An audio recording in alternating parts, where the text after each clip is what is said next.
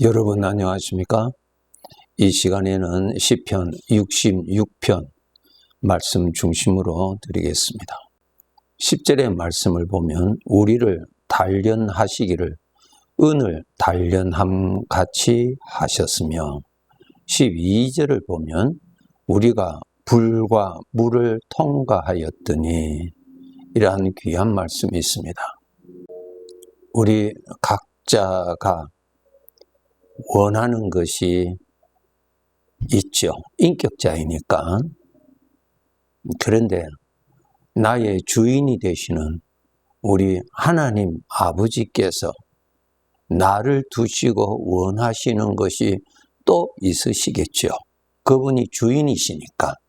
우리 신앙이 어렸을 때는 내가 원하는 것을 하나님의 도움을 받아서 이루음 받기를 원하고, 그것을 이루음 받았을 때 하나님께 감사하고 복 받았다고 일반적으로 그렇게 우리는 생각합니다.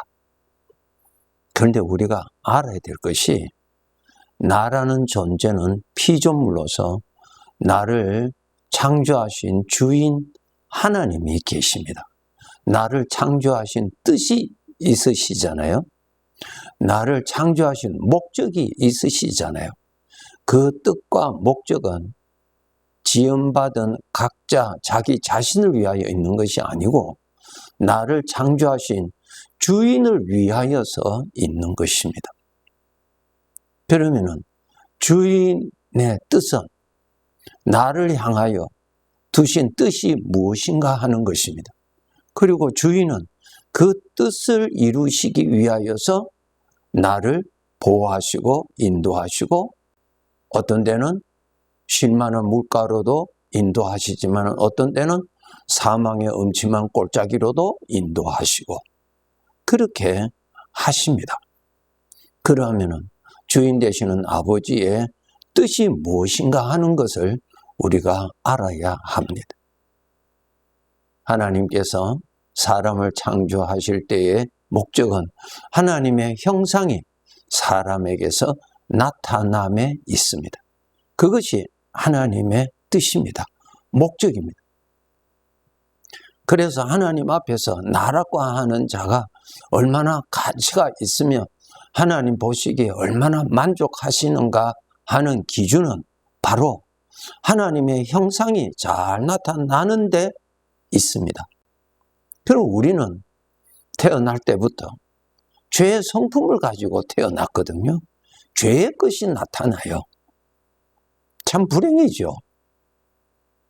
우리가 육체적으로도 어떤 태어날 때부터 어떠한 유전되는 질병을 안고 태어날 수가 있지 않습니까? 그와 마찬가지로 모든 인간은 태어날 때부터 죄의 것을 안고 태어나는 것입니다. 그래서 그 사람에게서 죄의 성품이 나오는 거예요. 죄는 하나님과 원수예요. 죄는 마귀로부터, 악한 영으로부터 오는 것이거든요. 악한 영의 성품이 나오는 거예요. 이러한 우리들에게 하나님께서 죄의 형상이 나타나는 대신에 하나님의 형상이 나타나기 위하여서 하신 일이 있습니다. 하나님께서 영으로 우리에게 임재하십니다. 하나님의 영이 임재하셔서 내 안에서 나타나세요. 하나님의 마음이 일어나고요. 하나님의 생각이 일어나고요. 하나님의 것이 나타나요. 전에는 죄의 것만 나타났죠. 그런데 예수 그리스도를 믿어서 구원받은 자에게는 하나님의 영, 하나님의 생명이 그 사람 안에 들어와서 그 사람 안에 하나님의 것이 살아서 나타나도록 하나님이 그렇게 만들어 주셨어요. 거듭났다고 하는 것이죠. 그래서 우리가 이제 하나님의 형상을 나타내는 것이 하나님 보시기에 좋았다 하는 것이죠. 그것이 하나님 앞에 가치고 사람으로서의 가치예요. 나라는 존재는 하나님이 지으셨죠. 누가 지으셨어요? 하나님이 주인이에요. 그런 목적이 있잖아요. 그것이 바로 하나님의 형상이 나타나는 거예요. 그런데 우리는 내가 얼마나 즐기고 내가 얼마나 만족하느냐 하는 데 둡니다. 그 사상이 악한 영이 준 사상이에요. 그 사상에서 벗어나야 합니다. 가룟 유다의 마음에 예수를 팔아 넘겨야 되겠다고 하는 생각을 누가 주었다고 기록되어 있나요?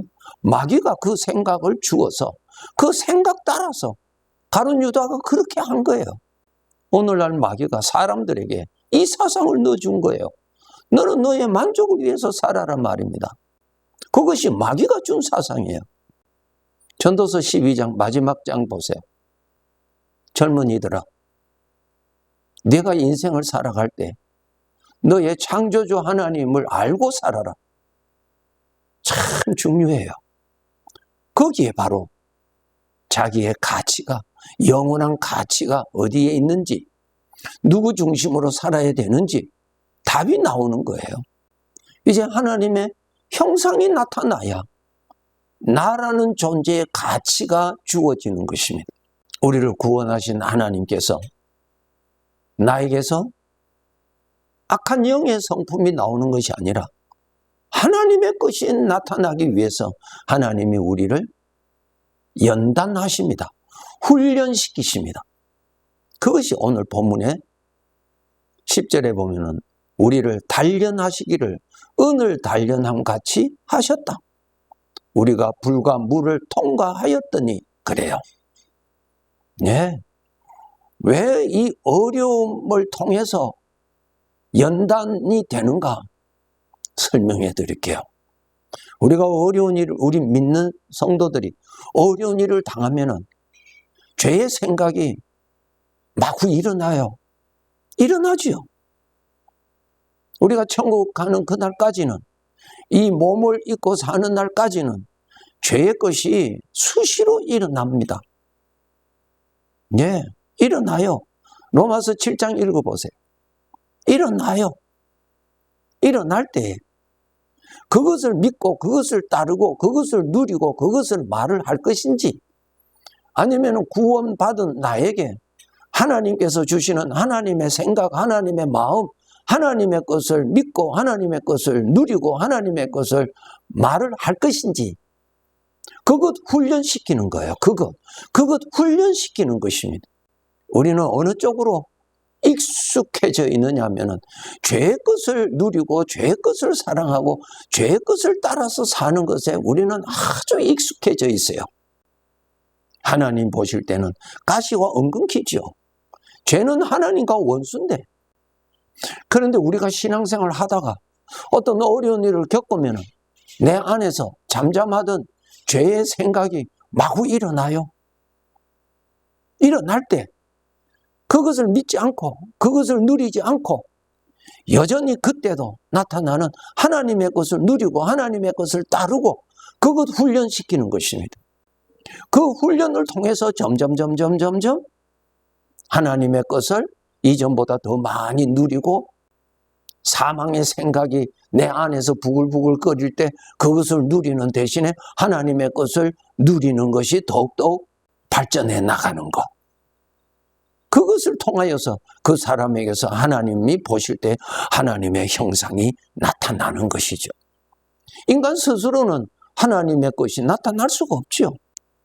그런데 나에게서 하나님의 것이 나오려면 나에게 하나님의 영이 살아계셔야 되고, 살아계시는 하나님의 영으로부터 나오는 생각, 마음, 그것을 따르고 그것을 누리고 그것을 표현할 때 하나님의 형상이 나타나는 것이고, 그것이 하나님의 눈에 영광으로 보이는 것입니다. 그것이 바로 하나님의 아들이 장차 받을 영광의 열매가 되는 것입니다. 이스라엘 백성들이 광야 생활할 때, 먹을 것이 없을 때 저들은 모두 생각했어요. 먹을 것이 없으니까 이제 굶주려 죽는 것밖에 없지요. 광야인데 뭐 어디서 먹을 것을 구할 것입니까? 과일 나무도 없는데, 아무것도 없는데, 그런 문제를 만났을 때 사람 속에 살아있는 죄의 마음이, 죄의 성품이 마구 일어나잖아요. 여기에서 우리가 다 죽겠다고 하는 것이 나오죠. 우리들도 똑같지요. 똑같은 죄가 살아있으니까요. 인간은 겉으로는 모양이 다르지만 속으로는 다 똑같은 사람입니다. 똑같은 사람이에요. 예. 그러니까 죄에서 나오죠. 굶어 죽겠다는 거예요. 먹을 것이 없으니까 당연하죠. 굶어 죽겠다고 하니까 두려움이 나오죠. 불안이 나오죠. 그 다음에 그 죄의 생각에서 무슨 생각이 나와요? 하나님께서 우리를 좋은 곳으로 인도하시는 거 거짓말이다. 여기에서 우리를 다 죽이려고 하신다고 하는 그 생각에 모두 빠져버리잖아요. 죄에 빠지는 거예요. 마귀가 준 사상에 빠져버리는 거예요. 그러한 사람에게서 하나님의 형상이 나타납니까? 나타날 수가 없죠.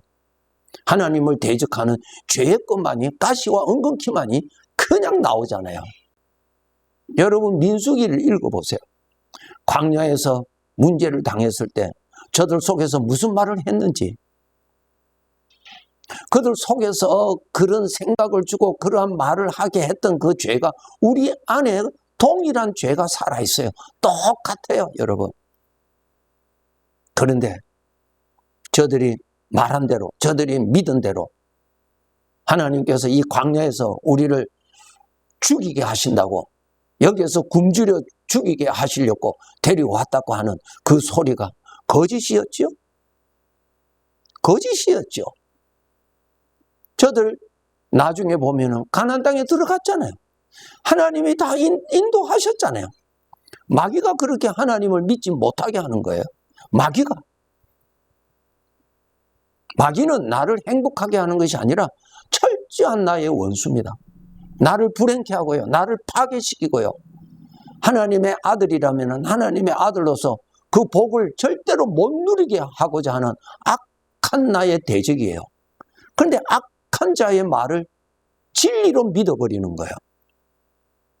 불행이지요, 여러분? 이거 훈련시키시잖아요.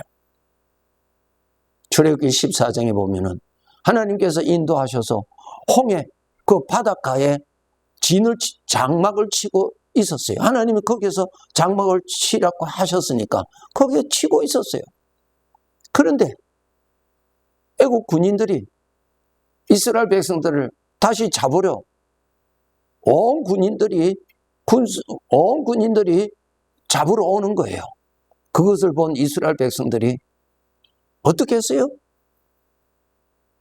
속절없이 죽든지 포로로 잡혀가든지 그것밖에 없어요. 다른 길은 없어요. 앞에는 바다지요. 살 길이 없지요. 그때 저들은 하나님을 원망하고 인도하였던, 눈에 보였던 모세를 원망하고 야단했죠. 그러한 생각이 한 사람에게만 나왔어요. 이스라엘 거기에 있는 모든 사람에게 다 일어났잖아요. 왜 그렇게 일어났을까요?